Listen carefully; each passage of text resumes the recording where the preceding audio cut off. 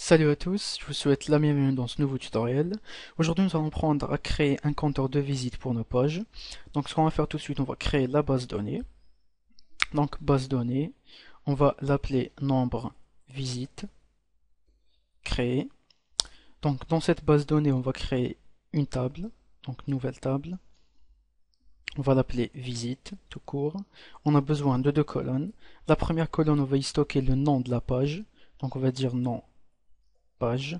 Et la deuxième colonne, on va stocker le nombre de visiteurs. Donc, le nom de la page, c'est un varchar, donc c'est des caractères variables. Comme taille, on va dire 255. Et comme index, ça va être une clé unique. Donc, pourquoi unique? Pour la simple et bonne raison que vos pages ne peuvent pas être dupliquées. Par exemple, si vous voulez installer un compteur de visite pour la page index, il n'y aura qu'une seule page index dans votre site. Idem pour la page contact, etc. Pour le nombre, c'est un entier, et comme taille, on va dire 10 caractères. On va aller en bas et on clique sur sauvegarde. Donc on a parfaitement créé notre base de données et notre table qui sont pour l'instant vides. Ce qu'on va faire tout de suite, on va créer un nouveau fichier PHP, on va l'appeler function.php qui va contenir l'ensemble des fonctions qu'on va utiliser dans ce script. La première fonction, on va établir la connexion à notre base de données, MySQL Connect. Donc, localhost, puisqu'on travaille en local. Le nom d'utilisateur, c'est root. Et on n'a pas de password. Or die. S'il y a une erreur, on va sélectionner notre base de données select db qui se nomme nombre visite. Idem or die. Ce qu'on va faire, on va créer des pages juste pour l'exemple. La première page, on va l'appeler page 1.php. La deuxième page, on va l'appeler page 2.php. On va créer tout de suite la fonction qui va se charger de compter le nombre de visiteurs. On va l'appeler nombre visite. Je ferme la collade. Je vais créer une variable, je vais l'appeler page. Et on va print r pour vous montrer les informations utiles du serveur. Donc on va utiliser la variable superglobal $_serveur. Donc ce qu'on a envie de récupérer, on a envie de récupérer le nom de notre fichier. Donc avant de faire ça, je vais inclure le function.php dans chacune de mes pages. Include function.php. La même chose ici. On va l'inclure. Et puisqu'on a créé notre fonction ici, on va appeler notre fonction pour qu'elle puisse print r les informations du serveur. Donc ici, je colle ma fonction, point virgule, et ici, je la colle, point virgule. Ici, j'enregistre, je me dirige vers ma page 1.php, et j'ai ici une tonne d'informations très utiles.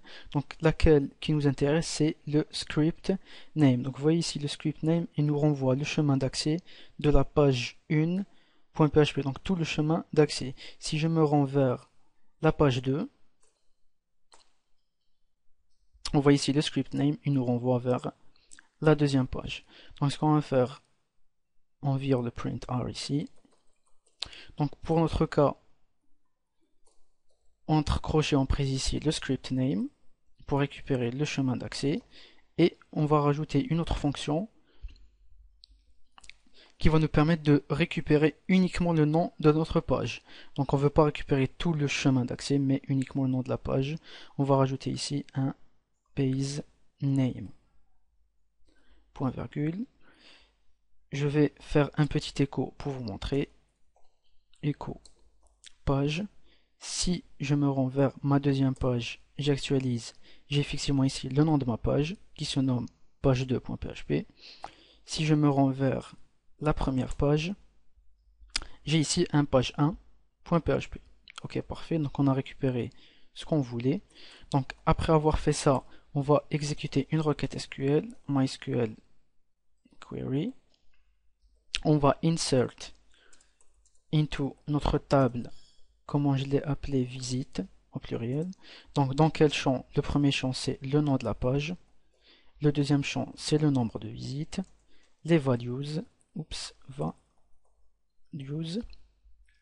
Donc la première valeur c'est le nom de notre page, c'est-à-dire cette variable qu'on vient de créer, donc on précise ici page, et la deuxième valeur on va y insérer un 1, c'est-à-dire si la personne a visité la première page dans la base de données, il va s'inscrire un 1, idem pour la deuxième page. On rajoute ici un or die MySQL error, point virgule.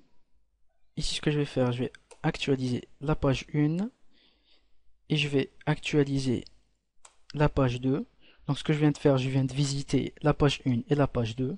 Donc si j'actualise ma base de données, j'ai dans mes deux cas un 1 ici qui apparaît. Ok. Donc si je réactualise par exemple la page 2, j'ai ici un message d'erreur. Donc je vous explique pourquoi on a ce message d'erreur. Donc quand on a créé notre base de données, on avait inséré dans l'index comme clé, comme quoi qu'elle était unique. Donc il n'a pas pu dupliquer donc la page. Donc ce qu'on va faire, on va rajouter une petite instruction dans notre requête SQL ici. On va dire on duplicate key. Donc si il détecte qu'on veut dupliquer le nom de notre page, ce qu'on va faire, on va update. Donc update, ce qui signifie remplacer, ou on va dire mettre à jour, c'est le mot le plus juste. Donc on va mettre à jour le nombre de visites est égal à le nombre plus 1. Donc on va y rajouter constamment 1. Donc on va l'incrémenter de 1. On va refaire un petit test. Donc ici, si j'actualise, je n'ai plus de message d'erreur. Je recheck ma base de données et j'ai effectivement ici un 2 qui apparaît. Donc si je réactualise une troisième fois, j'actualise ma base de données, j'ai ici un 3 qui apparaît. On va faire le test pour la première page. Page 1, j'actualise, je check ma table, j'ai ici un 2 qui apparaît. Donc je vais arrêter la vidéo ici, on se voit dans la deuxième partie pour pouvoir afficher toutes les informations au propre. Donc je vous remercie, on se voit dans la deuxième partie.